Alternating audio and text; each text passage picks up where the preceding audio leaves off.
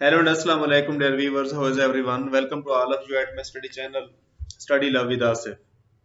Today we are going to discuss the very important topic of history of English literature, Age of Dr. Samuel Johnson. ये neo classical as का तीसरा part है। पहले दो हम discuss कर चुके हैं, restoration period and age of Alexander Pope. आज हम डिस्कस करने जा रहे हैं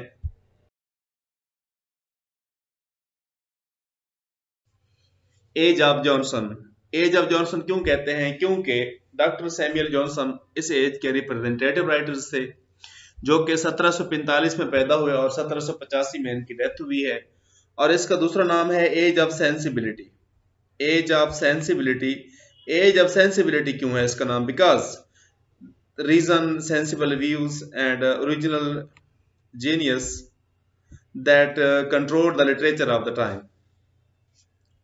This age, after the death of Alexander Pope in 1745 and ended with the first edition of lyrical ballads by William Wordsworth and Samuel Taylor Coleridge in 1798. 1798 के अंदर Wordsworth और Samuel Taylor college ने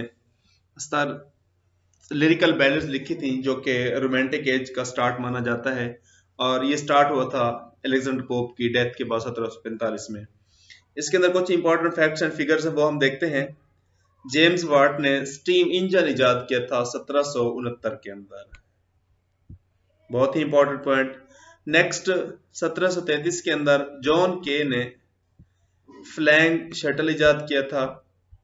next 1764 के अंदर Hargreaves ने spinning jenny इजाद की थी। All these contributed to industrial revolution. जो एक सनती इनकलाब आया था उसमें इन तमाम चीजों ने अपनी कंट्रीब्यूशन की है इंडस्ट्रियलाइजेशन के अंदर। Industrial towns appeared, there were a revolution in agriculture reproduction. इस इंडस्ट्रियल रेवोल्यूशन की वजह से ये जो मशीनें वगैरह इजाद की जा रही थी उनकी वजह से एग्रीकल्चर के अंदर भी इनकलाब आया है। British founded its empire in India 1757। 1757 के अंदर बरतानिया ने इंडिया के अंदर अपनी बादशाहत कायम की है, और उसी दौरान इन्होंने अमेरिकन जो कॉलोनी बनाई हुई थी 1776 के अंदर वो खो दिया, और 1776 के अंदर अमेरिका ने आजादी हासिल की थी। ये बहुत इंपॉर्टेंट पॉइंट है। Next, French revolution. French revolution ये बहुत ही लैंडमार्क है इस एज के अंदर, जो कि 1799 को शुरू हुआ और 1799 के अंदर खत्म हो गया। 10 साल का ये टेन्योर था, और इस दौरान monarchy was overthrown by the common people. Voltaire और जान जैक्वेज रोजियो जैसे जो फिलोसफर थे, इन्होंने लोगों को इंडिविजुअलिज्म और रेवोल्यूशन के बारे में इंस्पायर किया है, जो कि मजीद उनको आज़ादी और इक्वालिटी की तरफ लेकर गए हैं। इसी एज के अंदर एक हुक्मरान थे लोएस 16 फ्रांस के अंदर। इनकी वाइफ का नाम था मैरी एंटोइनेटी। इनकी इनइक्वालिटीज जो थी ना, लोगों को इस सोशल इनजस्टिस की वजह से उकसाया है और लोग इनकलाब लेकर आए हैं, जिसको फ्रेंच रेवोल्यूशन के नाम से जाना जाता है। 1764 के अंदर डॉक्टर सैमुअल जॉनसन, जिसके नाम से ये इस एज का नाम रखा गया है, इन्होंने अपना एक लिटरेरी क्लब बनाया है जिसका नाम था जॉनसन्स लिटरेरी क्लब, और इसके मेंबर्स थे Edmund Burke, Pitt, Fox, Gibbon and Goldsmith, और भी बहुत सारे लोग थे, लेकिन ये बहुत इंपॉर्टेंट थे। Development of the industry and commerce, the rise of the political parties and democracy created problems and change in the social infrastructure ensured.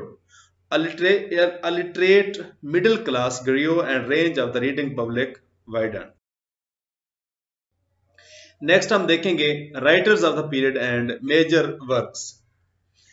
पहले नंबर पे सैमुअल रिचर्डसन 1699 के अंदर पैदा हुए 1761 तक। बेसिकली ये प्रीवियस एज जो थी, एज ऑफ पोप थी, उस एज के राइटर थे, लेकिन इस एज के अंदर भी इनकी कंट्रीब्यूशन है। इन्होंने क्लैरिसा हार्लोव और सर चार्ल्स ग्रैंडसन जैसे 2 वर्क्स लिखे हैं।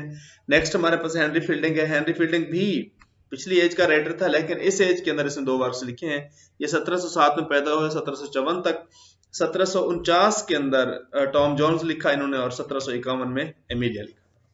डॉक्टर सैमुअल जॉनसन, ये वो राइटर है जिसकी वजह से इस एज का नाम रखा गया है। 1709 में पैदा हुए, 1784 तक। और इन्होंने जो बेहतरीन वर्क किया है, लिखा है, वो है डिक्शनरी। 1755 में लिखी गई थी। ये कई मरतबा पेपर में भी आ चुका है।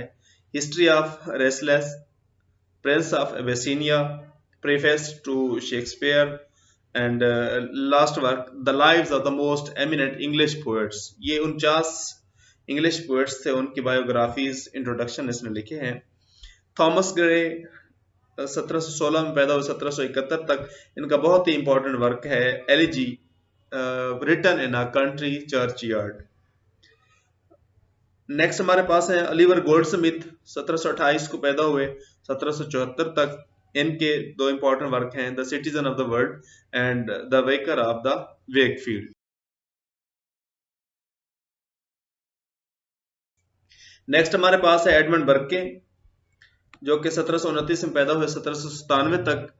इनके 3 बहुत ही इंपॉर्टेंट वर्क यहाँ पर दिए गए हैं। On American taxation, speech on conciliation with America, speech on mister Fox East India bill. Next हमारे पास है एडवर्ड जिब्बन, इसको गिब्बन भी पढ़ते हैं कुछ लोग। इसने एक बहुत ही इंपॉर्टेंट वर्क लिखा है, the decline and fall of the Roman empire. Major जो लिटरेरी फीचर्स थे उनको हम एक नजर देख लेते हैं। इस दौरान जो रेस्टोरेशन पीरियड थी वो खत्म हो गई थी। हीरोइक कपलेट और ब्लैंक वर्स की जगह बैलेड और लिरिक रिवाइव ने ले ली थी। पिंडारिक ओड सामने आई थी, मंजर आम पर आई थी। The novels takes are definite shape and rises to the dominant the literary scene. Novel को एक नई शेप मिली थी, एक नया लिटरेरी योनरा बन के उभरा था। Poetry shifts its focus from intensely social issues to melancholy, isolation and reflection due to the industrialization. Industrialization की वजह से social issues से हटकर इसने दुख, दर्द, तकलीफ, तन्हाई और जो industrialization का एक अक्स था उसको ज़ाहिर किया है। Features of romanticism that flourish in the next age come into view. ये बहुत इंपॉर्टेंट पॉइंट। इस एज में फिर जो रोमांटिसिज्म की एक रूह थी, एक व्यू था, एक नजरिया था, कंसेप्ट से वो सामने आना शुरू हो गए थे। Literary criticism finds solid ground. Last में हम नियो क्लासिकल एज का एक ओवरव्यू देखते हैं। पहले नियो क्लासिकल एज के अंदर 3 सब डिवाइड किया गया है, restoration period, Augustan age and age of Johnson और सेंसिबिलिटी। रेस्टोरेशन पीरियड 1660 से स्टार्ट हुआ है 1700 तक, और इस दौरान मोनार्की रिस्टोर हुई थी। चार्ल्स फर्स्ट का बेटा आया था, चार्ल्स सेकंड, 1660 के अंदर, इसलिए इसके एज ऑफ रेस्टोरेशन कहते हैं। और ये खत्म कब हुई है? जब जॉन ड्रेडन की डेथ हुई है 1700 के अंदर। फिर उसके बाद 1700 से लेकर 1745 तक बेसिकली है ये एज ऑफ अगस्टन स्टार्ट होती है। इसको हम एज ऑफ अलेक्जेंडर पोप भी कहते हैं। अलेक्जेंडर पोप और जोनाथन स्विफ्ट की डेथ 1744 में हुई डेथ, और अलेक्जेंडर पोप की 1745 के अंदर, उस दौरान ये खत्म हो गई थी एज। और आज हमने जो एज डिस्कस की है और एज ऑफ सेंसिबिलिटी, ये 1745 से लेकर 1798 तक। ये लिरिकल बैलेड जब पब्लिश हुई हैं, विलियम वर्ड्सवर्थ और कॉलरिज ने लिखी थी, यहाँ पर रोमांटिसिज्म का स्टार्ट होता है। ये थी हमारी आज की वीडियो। होप सो वीडियो अच्छी लगेगी। इसको लाइक, कमेंट और शेयर जरूर कीजिएगा। Wait for the next video. अल्लाह हाफिज।